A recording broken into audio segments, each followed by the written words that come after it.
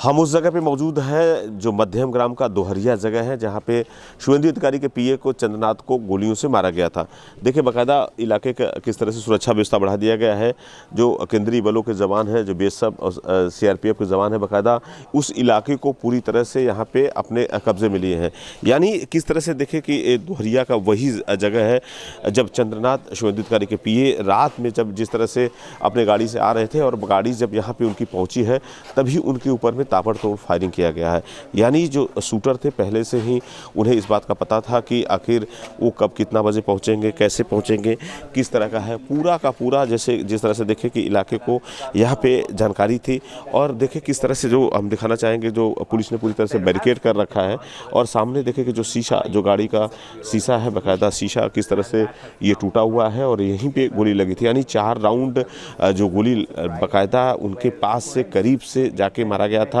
और पूरे जो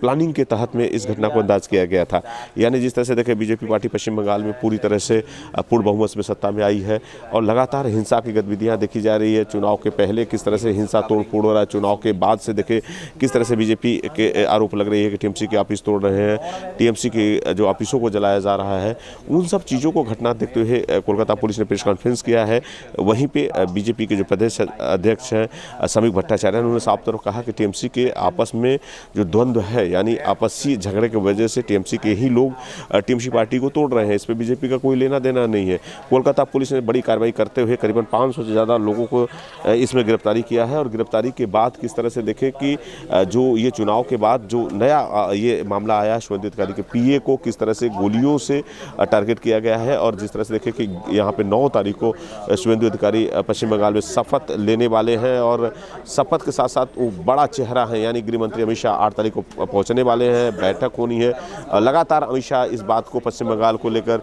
इस मुद्दे को उठा रहे थे कि पश्चिम बंगाल में जो कानून व्यवस्था है कहीं न कहीं सही नहीं है और कानून व्यवस्था को सबसे पहले दुरुस्त करने की ज़रूरत है। अब एक बार फिर से शुभेंदु अधिकारी के पीए को इस तरह से मौत के घाट उतारना चंद्रनाथ को अब सबसे बड़ा सवाल है और बीजेपी की सबसे बड़ी प्राथमिकता होगी कि पश्चिम बंगाल के कानून व्यवस्था को कैसे दुरुस्त किया जाए। देखिए बाकायदा इस इलाके को पूरी तरह से बैरिकेड कर दिया गया है और फॉरेंसिक टीम इस जगह की जांच कर रही है। कैमरा पंकज के साथ मनोज पांडे, न्यूज़ 24 मध्यम ग्राम।